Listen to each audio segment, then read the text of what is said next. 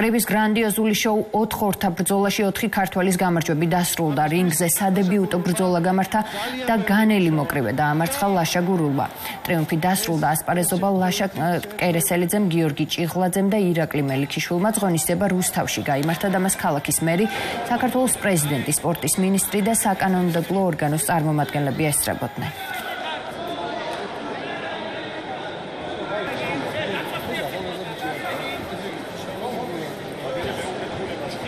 საკმაოდ ძლიერი და გამოსილი მოკრივე ოპონენტი ყავდა ირანიდან.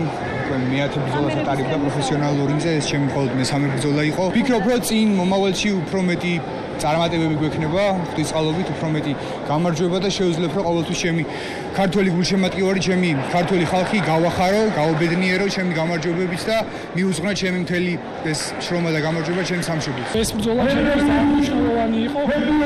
ამის შემდეგ ვაპირებ ქართველზე მსოფლიოს გამარჯვების ბრძოლას და გულებს მომატებს, რეიტინგი წინ წამწევს და ეს ძალიან კარგი არის ეს მოსამზადებელი ბრძოლა იყო ჩვენთვის წინა ეტაპისთვის მსოფლიო გამარჯვებისთვის. ბედნიერები ვართ დღეს, რომ ჩვენს ქვეყანაში და თან რუსთავში გაიმართა ესეთი მნიშვნელოვანი შეხვედრა და ამ შეხვედრაში ჩვენი რუსთაველი ახალგაზრდა სპორტსმენები მონაწილეობდნენ, განსაკუთრებით ლაშა გურულს მინდა მიულოც ეს წარმატება.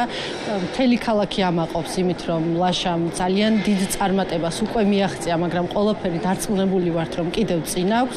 სწორედ ეს არის კარგი მაგალითი, როგორ შეიძლება ქალაქში სპორტს შეუწყოთ ხელი. მინდა მიულოცო ჩვენს თანაქალაქებს რუსთაველს ლაშა გურულს ეს მისი სადებიუტო წარმატება და ის რომ ქართული ოცნების პოლიტიკური გუნდის ერთ-ერთი უმთავრეს პრიორიტეტს სწორედ სპორტი წარმოადგენს, ეს დადასტურდა და დასტურდება სწორედ იმ ინფრასტრუქტურით, სპორტის სასახლით, რომელიც რუსთავში მდებარეობს და ეს იქნება ჩვენი მომავალი თაობებისთვის კიდევ ახალი და დამატებითი სტიმული.